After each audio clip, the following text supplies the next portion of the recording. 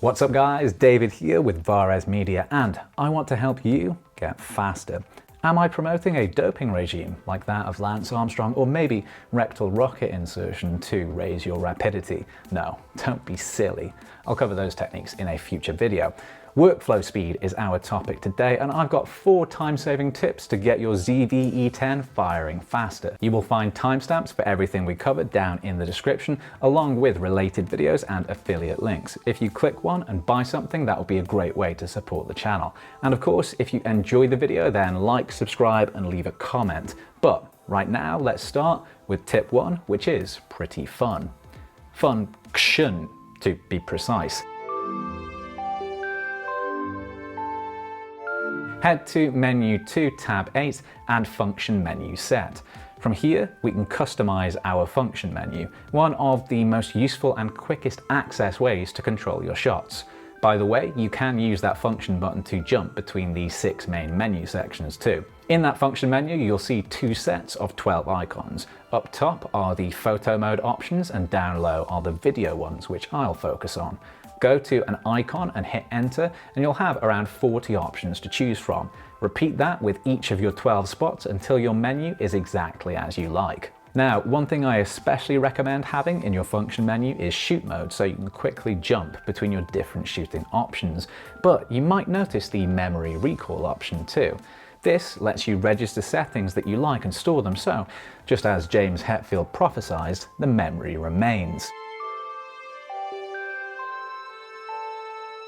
First, get all your settings exactly as you would like. You can see right now that memory recall saves pretty much everything you can imagine.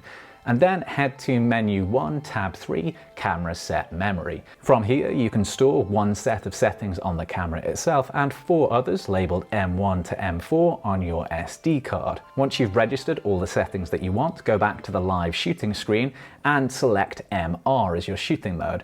You can then navigate your carefully curated configurations with compellingly convenient quickness. My preference is to use memory recall to quickly jump between different frame rates, but rather than my preference, perhaps I'll tell you about my menu. Now, that is not the disturbing prototype for what I would serve if I owned a restaurant, but the name that Sony uses for the custom menu tab in their cameras. Head to Menu 6 and you'll see options to add, sort, and delete various things. These are all pretty self-explanatory. At the bottom of the page, you can also select Display from My Menu. If you turn this on, your custom menu will always display when you hit the menu button. Head to Add Item and you'll have 138 assignable options. Wow, 138. You know, that's only 50 higher than the IQ of the average UK politician. Safe to say you've got lots of choice. So now you've got everything perfectly tailored. Custom menu, you've put the fun in your functions, and you've got recall more total than Arnold Schwarzenegger in 1990. But no top tier tailoring would be complete without custom buttons. Jump back to Menu 2, Tab 8, and you'll see 3 custom key options for photo, video, and playback modes respectively. Those first 2 will give you up to 8 button assignment options if you have a lens with a button, or 7 if you don't, whereas the playback custom keys are limited to just 3 assignable buttons. You have 66 options to choose from for video, but realistically I do think 7 is fine when combined with our other options, and if you find that's actually too many, or perhaps you're hitting some buttons accidentally, you can always leave them like a poorly prepared panna cotta. Not set. So that's how you set all the shortcuts and custom control options that we are covering. Now I'll give you a super quick tour of what I have set up in my ZV-E10 in case that's helpful for reference. Just before I do, if you've enjoyed what you've seen, then please like, subscribe, comment, and check out the affiliate links. A lot of work goes into this channel on top of a day job, so I do massively appreciate the support and it helps keep things going. Thank you. Now, in the function menu, I have audio, shoot mode, stabilization, and white balance, since these things let me quickly respond to different shooting conditions. I've also got focus peaking and zebra settings to help me nail manual focus and exposure respectively. Less frequently used but still handy are picture profile for the rare times I don't shoot in HLG, zoom speed and product showcase, along with focus area and S&Q frame rate. These are things I rarely change, but when I do, it's very helpful to have quick access access while shooting.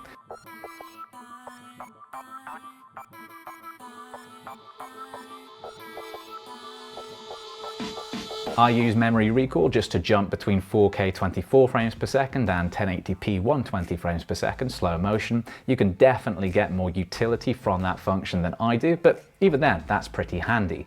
My menu replicates some things that I've got quick access to elsewhere, but plops them conveniently all in one place. There's resolution, frame rate, shoot mode, autofocus, whereas page 2 has more involved stabilization settings, the larger suite of zoom options, and quick access to the function menu and custom button setups for any ongoing tweaks. Page 3 is like my list of admirers, very sparse and minimal. Here we've got just monitor brightness and Bluetooth settings for those occasional times I need to alter things for changing conditions or pair a wireless accessory.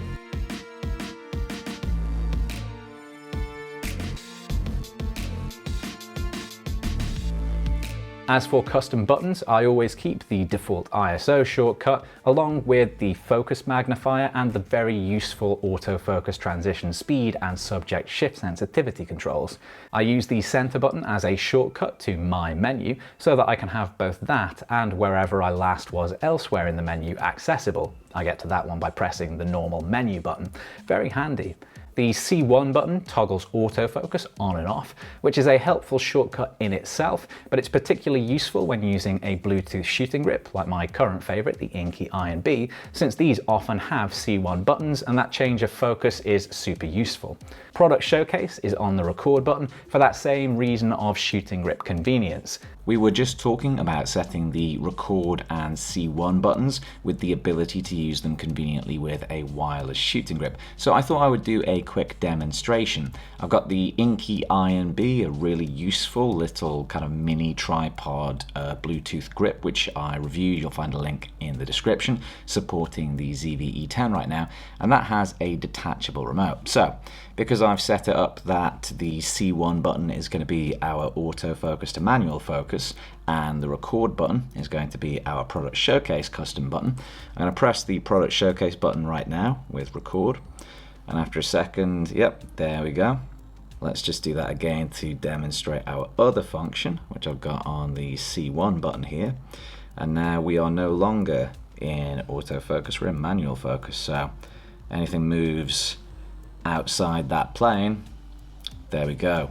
Pokemon. I've become everything that I strive to blur out myself. That setup works because I enabled record movie with shutter, which can be turned on from menu 2, tab number 4.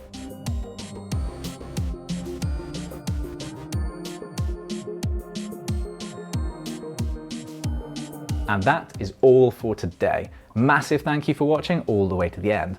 Do get involved and share any other tips that you have down in the comments, but most importantly, until next time, take it easy.